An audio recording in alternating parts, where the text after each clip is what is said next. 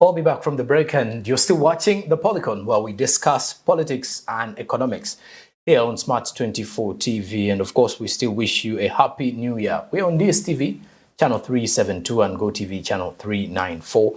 So you can definitely get us from there. And of course, YouTube is Smart 24 TV Live. And our topic of discussion today is we are basically looking at the legislative analysis of the economic growth of the country and the performance of the economy in 2022, as we are already in 2023. And my guest today, like I said, is still Honorable Onekalit Denis Amere, who is a Member of Parliament from Kitgum Municipality. Honorable, as before we went into the break, our discussion was rotating around the performance. Now, we are still looking at the performance, but this time around, focusing on the government programs. Some of the government programs and initiatives that were rolled out in 2022. Others had been rolled out the year earlier, but still their implementation continued in 2022. Speaking of which, during the presentation of the national budget, the Ministry of Finance, Planning and Economic Development did present a 47.1 trillion budget, and of which this same budget, according to the ministry, had a pillar which was the parish development model, amongst the others. Now, with the parish development model, what the government intended to do was to use the model to disperse funds to the different households within the country so that we transform the average Ugandan into the money economy. You as a Member of Parliament, and I do remember after the presentation of the national budget, the Speaker of Parliament then, during that time adjourned Parliament for 2 weeks, sending members of Parliament back to their constituencies to sensitize the people about it. Now, if we are to look at that, how has been this particular parish development model? My brother, like I said before, the government at times comes with good programs.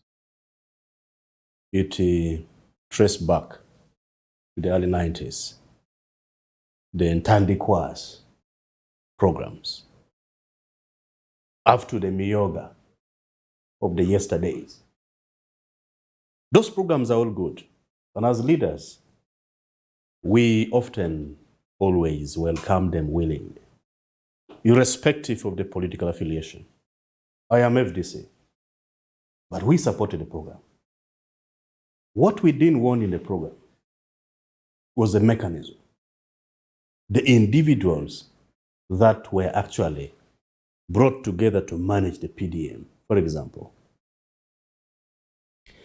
how the PDM was set, literally, if you look at the system of a parish chairperson, NRM being a member, and these other sectors as well, you will really see that PDM was dead on arrival.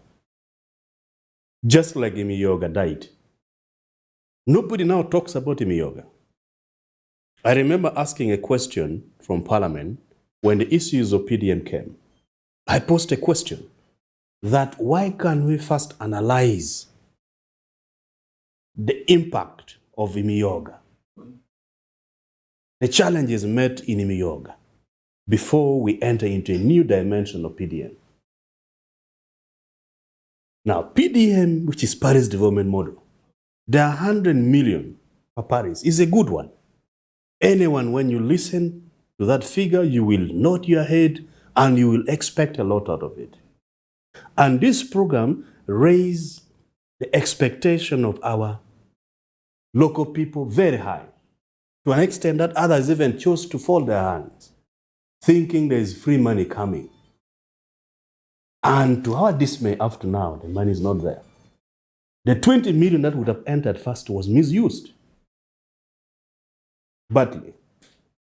The program of PDM would have best served the interest of the people if it was regionalized. I spoke about that at Parliament, that PDM was supposed to be regionalized. Like for us, Northern region, the Acholi sub-region, particularly, we strive best in agriculture. We have very vast and fertile land for cultivation. Now, if our 100 million per Paris was diverted, was given all to us. Then we put together and we chose to buy a tractor for sub-county, so that whoever wants to use the tractor for cultivation only put fear. We would have raised the economic stability in this country. Now, if the Paris development model from Masaka and maybe Western Uganda was given for coffee and fully supported, seedlings and all the processes until harvest, until selling, people will benefit. The same thing with Buganda. If it was regionalized, would make more sense. Now, the challenge with the PDM is that the usual suspect who are known to eating government project money, who are still the same people behind it. the elite, and the well-connected, the relatives of the RDCs and the chairman, LC5 and the MPs are the one eating. Yeah. Because they know how to write and get it. Someone said that it's because they know how to use the money. Everybody knows how to use the money. Not the real vulnerable people as it was stipulated. Indeed, you'd also ask yourself, how are we going to select those one who are the active poor? Because it was said the active poor, who are the dormant poor. Those who are not doing it. That is a big debate. Okay. So the challenge with PDM is that it landed in the hands of the wrong people. It is the right money, but in the hands of the wrong people, being used wrongly. Right now, as I talk, the accumulated expenditure of salary and rent will take most of the budget.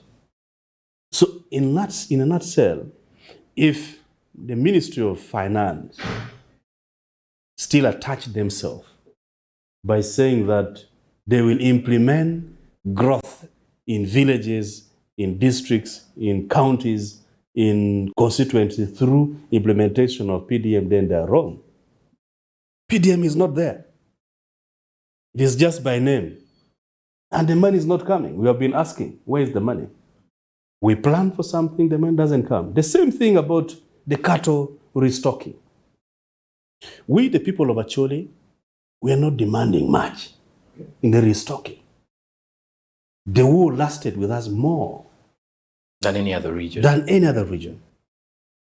It lasted more. Began with Alice Lakwena. It came to Joseph Coyne, the cousin to Alice Lakwena. So it was... the Titu Lutwa soldiers, when they retreated, the same thing. When the government was overthrown. In 85. Even Museveni's soldiers in the 86. The havoc that was done in our region. The cattle that were removed from our region. We are not demanding for what did not belong to us. When it comes to the cattle, for what is rightful. Exactly. We deserve it. So I told my colleagues at Parliament, because the debate never came. I remember I raised procedure, the Deputy Speaker of the floor of Parliament. Why the discussion about the cattle compensation actually has taken long? We have been tempted to hear the discussion. Little money has been put in the accounts of those who are demanding. Each cattle was budgeted to be given 1,060,000. But you realize certain accounts of those who are demanding received 200,000. It means they have not even paid a cow. Then you ask themselves, are they still paying the legs? Or the tails? When are they coming to a big cow? So that's a big challenge. Okay.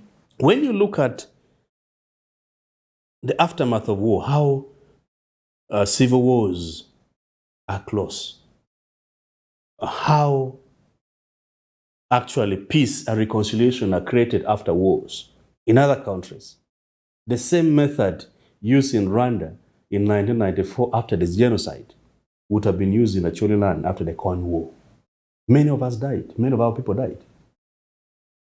In Rwanda, after the war between Tutsi and Tutsi, the government of Rwanda sat down and came up with what we call TRC, Truth and Reconciliation Commission. The group that comprises of government officials and a representation of the two tribes and also the religious leaders to look at amicably ways of settling that disagreement, tribal conflicts once and for all, that war never to repeat itself. And they came up with very fundamental issues. Okay. The same thing in South Africa. 1994, 1992, in fact, up to 1995, after the apartheid policy in South Africa. When Mandela was released from prison. Yes, they sat down and came also with Truth and Reconciliation Commission to see how best amalgamation can be made. How best those and all lost items can be compensated. Okay. Now, in the cattle compensation of In the this northern Uganda, Okay. of the Choli and the Langi, Okay. that person whose lips was cut by the LRA. Of course, during that war, you never could tell who would harm you. Is it the government soldiers or the LRA? Because the government would also punish you. That why are you in the village? Are you collaborator of the LRA? Yes. The LRA will also punish you. Why are you here? Are you actually reporting us to the government? To the government. So you could never tell who has done which atrocities. That's a big challenge, actually. And the scar still lives with us. So what we are asking from the government, set a very understanding processes. I'm telling you, even if these cows that are being demanded are given, still will not heal the wound. Even if you give us trillion and trillion of money, if the procedures are not set well, if reconciliation is not made well, if people are not satisfied from the heart, they will still have the pain. Okay. So they have failed to do that. So PDM will fail. Cattle compensation, we are pushing for it. I hope it will succeed. It's a big challenge to our people. And they keep on asking for it. Come to Operation Wealth Creation. Okay. This one being managed by the brother of the president, General Salim Saleh. People actually head to Gulu. I hear there's a pilgrim there, I don't know. Gulu is now becoming a pivotal point of attraction. You, the media, you know better. But the issue is, okay, when you come to Paris development model, I mean to Operation Wealth Creation, to me, literally, the Operation Wealth Creation is poverty wealth creation. How true is that? Those behind the operation are clearly saying it has changed the country since 2016. It has been shaping the country. You go and do your research. Who got that money? Who got the support? There are three categories. One, the NRM sympathizers. Those who are rallying behind the government. We, the FDCs, the DPs, the so-called, those who are neutral, and you will never get a single coin. Then two, relatives, the connected, the well-to-do, the connected one. Okay. The relatives of the RDCs, the blah, blah. Okay. Three, the veterans of the bushfighters and their children. Few of them are getting that on Operation Wealth Creation.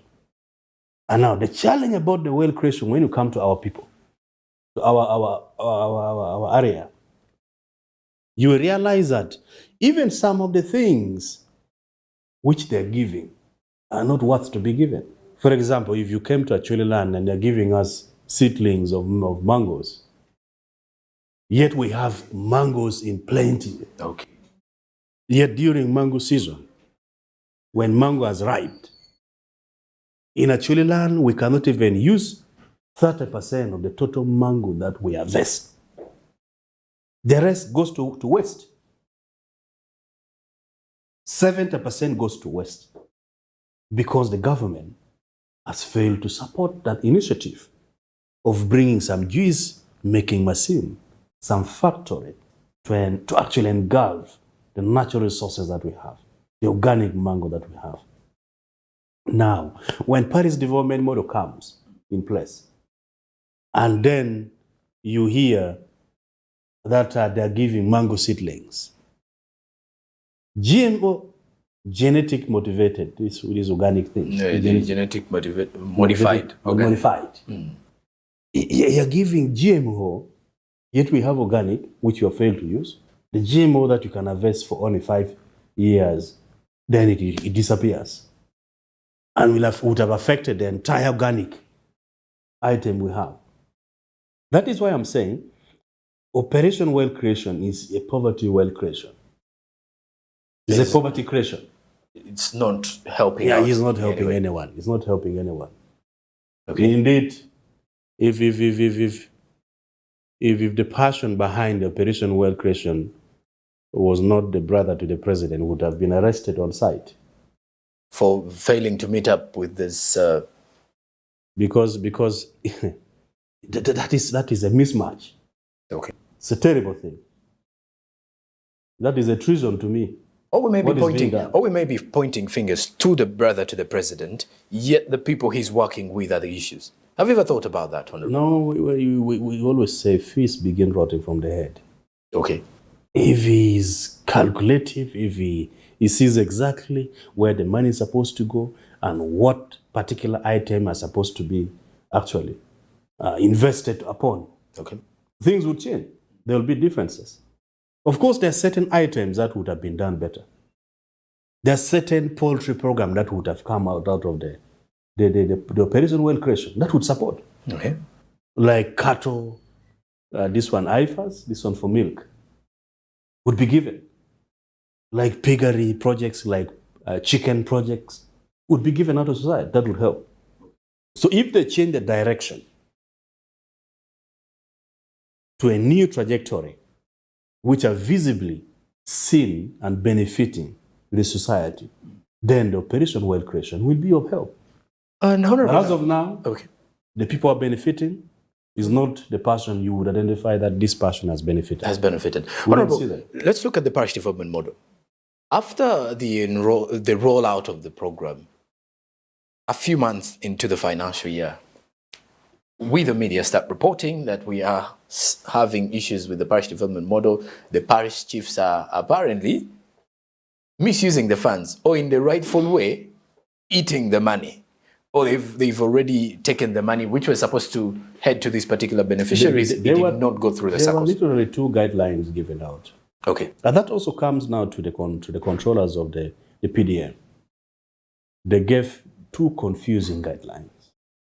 Guideline number 1 gives open use of the money to the parish chief and to the cow, the chief administrative officer. And then to the circles as well. Because you're supposed to... No, even before going to the circle. First with the cow, the chief administrative officer. And those one, yeah. Okay. Now, the first guideline gives open. Does not streamline. The second guideline streamline the use of money. Not to be used anyhow. For orientation, for training, and all these kind of things. Now, the challenge came, like for example, in my district, whereby the cow got stuck on the first directives, refused to implement the second directives. Yeah? So the money got misused. More than 500 million was misused. For example, in only my district. I'm giving an example. But in many other districts, we have had scenarios. We have been discussing with other members of parliament who are having the same complaint. So that is how the parish development model money is being misused. And definitely that same problem will continue. Because you cannot give people money for projects when you start training them. The 7 pillars would have been clear. The 7 pillars would have begun with training, number 1. Then chronologically comes down until money is being released. Now you declare the program, we are giving you money, open the account, form groups. Musician has Prum, ABCD has formed groups, Boda has formed groups. Then the money is not coming. The one that comes is being eaten. The bigger sum of the money may not come short, looking at the economic crisis that we see. Okay, what do you think should be the better way? Because it does seem like a government here is going to set to release the funds for the 3rd quarter, the PDM funds for the 3rd quarter. What do you think should be done? Because ideally, when you look at the other regions, especially in the urban setting, they didn't receive that money. Reorganization of the entire system need to be done. Because with over 10,000 parishes in the country. Before this money is released, if I'm to advise the government, the entire parishes, the parish chief and the entire protocols handling this money need to first be taken for thorough orientation. Or the first suggestion of regionalizing the use of this money need to be done, should be given per region. Like for us in Acholi, give us tractor per parish or per sub-county. That would work. If you cannot, give us oxen and ox flour per household. That would serve much better. Because actually, in reality, the real people who are going to benefit out of the PDM money will not be the right targeted people meant to get the money. The same suspect will be the one to get the money, will be the one getting the money. The real people will not benefit. So the entire system needs to be halted. Orientation needs to be given thoroughly well, so that this money PDM is put to better use. Otherwise, we will have the same scenario of the Miyoga that has ended up without impact. It is actually very inconsequential. Nobody now talks about the Miyoga as if it never existed. Barely a year, nobody talks about it. So there's a big challenge here of implementing these particular programs by government. Exactly. Well, and Honorable, in our last part of our discussion, I want us to look at 2023. But before looking at 2023, also looking back at some of the bills that were started into law, because there are quite a total of 23 bills that were presented. 25 that were presented to Parliament. And of course, the president had to the ones you passed, 25. Then the president apparently had to sign some. Assented to others. Yeah, assented to others into law, which is already happening now. We have those.